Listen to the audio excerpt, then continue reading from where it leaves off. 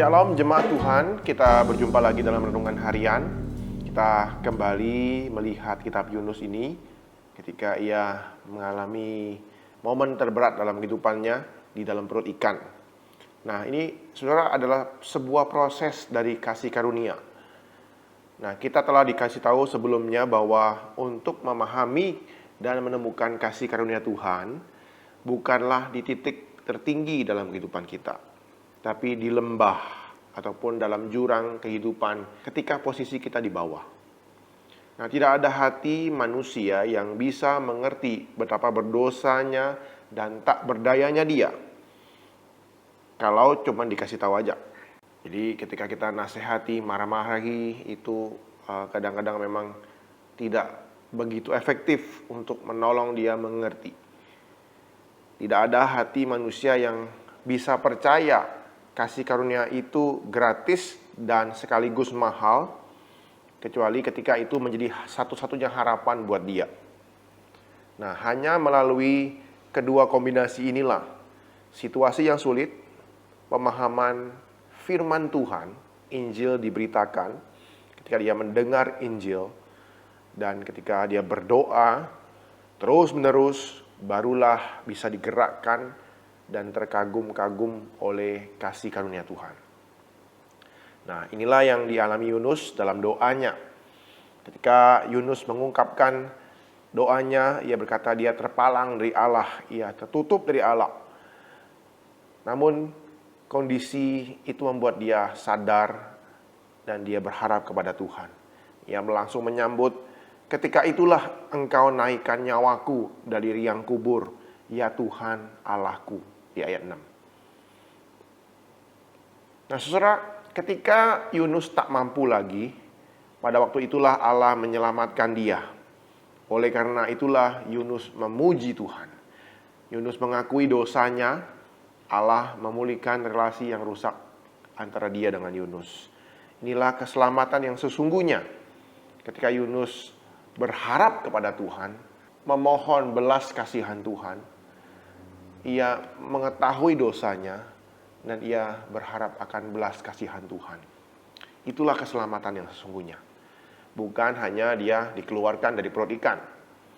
Bukan itu yang sesungguhnya. Tetapi ketika ia bertobat, ia menyadari kasih karunia Tuhan.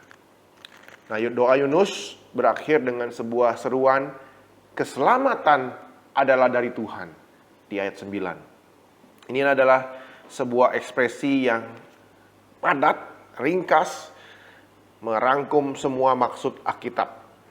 Keselamatan itu adalah dari Tuhan. Kalau kita lihat dalam bahasa Inggris, lebih dalam lagi artinya. Itu berarti kepemilikan, belongs to God. Jadi keselamatan itu adalah milik Allah. Itu sepenuhnya perbuatan Allah, kasih karunia Allah. Jadi bukan usaha kita 50-50 ataupun 70-30, tetapi seluruhnya adalah karya Allah. Dan itulah yang Injil katakan kepada kita. Nah, Yunus memang mengalami pengenalan akan kasih karunia Tuhan di dasar lautan itu. Namun pengenalan Yunus tidak sedalam yang kita kira. Ia masih bersikap superior terhadap orang-orang kafir, terutama orang-orang di Niniwe. Allah membebaskan Yunus dalam perut ikan itu, walaupun perdobatannya dia itu hanya sebagian saja. Ia di dalam perut ikan itu memang ia menyadari pertobatan dan kasih karunia Tuhan. Namun ketika dia dimuntahkan, keluar lagi, Yunus ketika berhadapan dengan orang Niniwe, ia merasa dirinya benar. Dan ia menentang maksud Tuhan, belas kasihan Tuhan kepada orang Niniwe. Di pasal 4 kita akan melihat bagaimana Yunus kembali diajar untuk mengerti belas kasihan Allah yang luar biasa kepada bangsa Niniwe. Belas kasihan Allah itu masih bekerja dengan sabar kepada Yunus.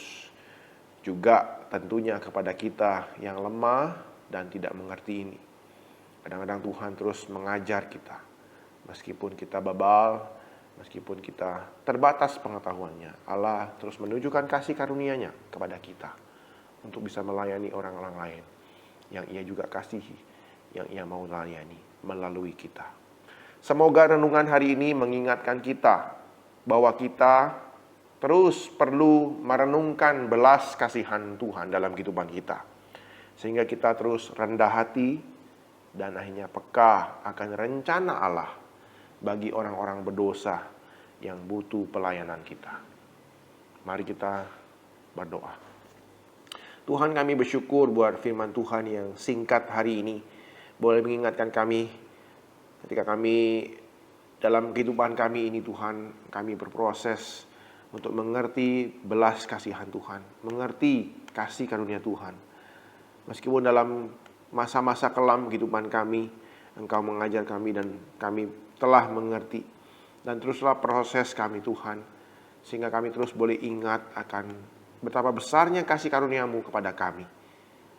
Dan terus menolong kami rendahkan hati dan semakin peka akan belas kasihan Tuhan kepada orang-orang yang membutuhkan, yang perlu kami rayani, yang perlu kami selamatkan. Terima kasih Tuhan Yesus, terima kasih buat firman-Mu pada hari ini. Demi nama-Mu kami ucap syukur dan berdoa. Amin.